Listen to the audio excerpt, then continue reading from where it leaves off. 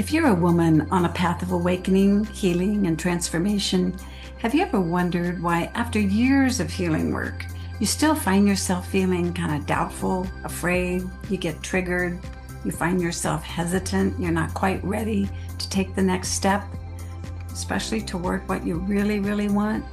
Maybe you've read all the books, you've done the workshops, you've worked with coaches, you spent years becoming more aware, and yet part of you still wonders, why am I not further along by now? What am I missing? What else do I need to heal before I can finally become who I know I'm capable of becoming? Well, if you've ever asked yourself these questions, I want to offer you a possibility that can completely transform how you understand growth and transformation. What if healing never feels finished because you've been operating from an assumption that keeps many women on the path of awakening stuck? And that assumption is that healing and becoming are two separate journeys. Well, what if they're not? And now please stay with me here, because this is one insight that has the power to change how you can view your entire transformational journey. And if we haven't met, I'm Judy K. Katz, and I'm a transformational coach and a spiritual mentor, and I'm the creator of the Deep Journey Transformation Experience. For 30 years, I've helped high-achieving women who have felt that call to expand beyond their survival identity that's rooted in fear-based conditioning, and to grow into their authentic selfhood and power without losing their humanity. And what I've discovered is that many women unconsciously believe that transformation works a little bit like this. First, I need to heal, then I can become.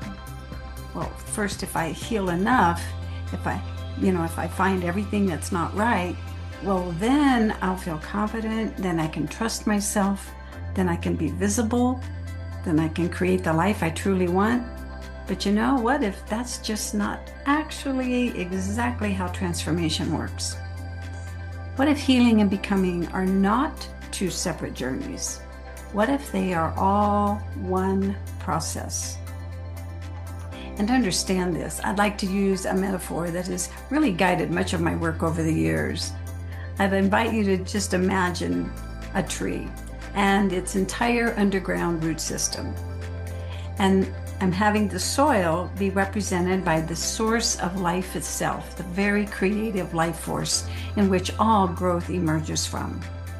And the roots represent your subconscious identity structure, like your beliefs about yourself, your beliefs about others, your beliefs about your power, your values, your emotional patterns, and all the meanings that you've learned to make about life. And then the trunk represents your embodied self, your nervous system, and your physical body through which life expresses itself. And the branches represent your relationships, your communication, your choices, and your behaviors. And then the fruit represents all the tangible results of your life, in your health, your abundance, your fulfillment, your contribution, and all the quality of your relationships. And here's what most people don't realize, and see if this might be true for you. When a tree is ready for a new stage of growth, for example, the visible expansion above the ground, it cannot occur without that corresponding transformation below the ground, right? The roots have to deepen. The whole root system must reorganize and it must grow. Well, the tree has to develop the capacity to support what's trying to emerge above the ground.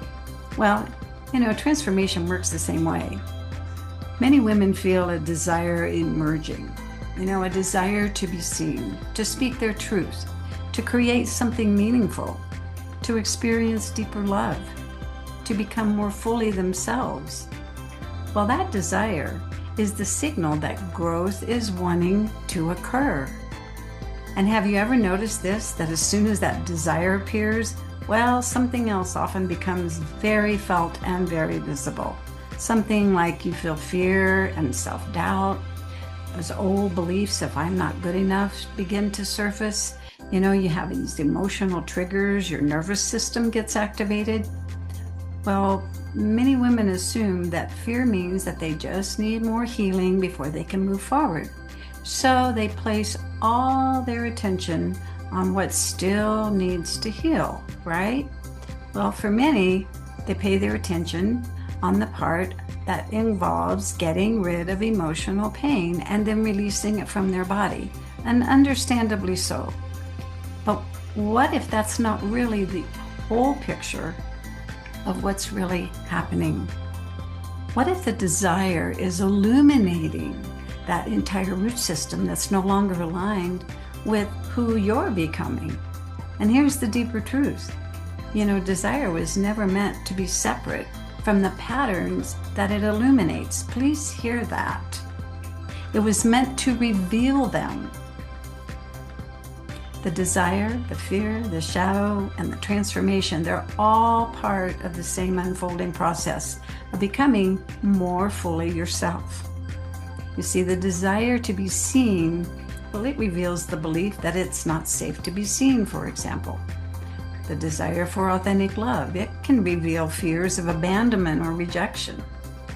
The desire to step into your power, that can reveal the places where power has been associated with danger, conflict, or even loss. See, this is where I've seen many women misunderstand the process. They assume that fear means that they're just not ready. They assume the shadow is getting in the way of their desire. But what if the desire was never meant to be separate from the shadow it illuminates? What if that desire itself is, again, revealing exactly what is ready to be transformed? Desire is not separate from this process. It's part of the process.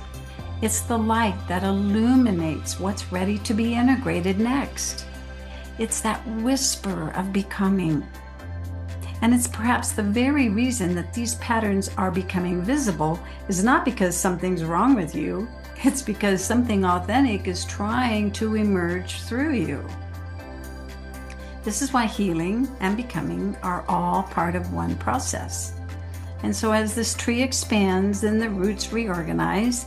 And as you become more conscious and aware, your identity reorganizes. You begin to be shown the truth of your conditioned root system, so to speak. So old beliefs begin to loosen and they become much less credible. Your values and your priorities start to shift. Your relationship with fear completely changes. You learn to feel emotions more fully rather than avoiding them. And you begin moving from this fear-based motivation toward this love-based motivation toward your desire. You develop that capacity to embody the truth of who you're becoming. So see, this isn't evidence that something's wrong with you. It's evidence that growth is occurring within you. So what you might call unfinished healing may simply be the identity transformation that's required to support the next stage of becoming. See, the belief that healing has to be completed before expansion can begin may be the very thing that's keeping you stuck. Healing creates a space for expansion, and then expansion reveals what's ready to be seen and healed.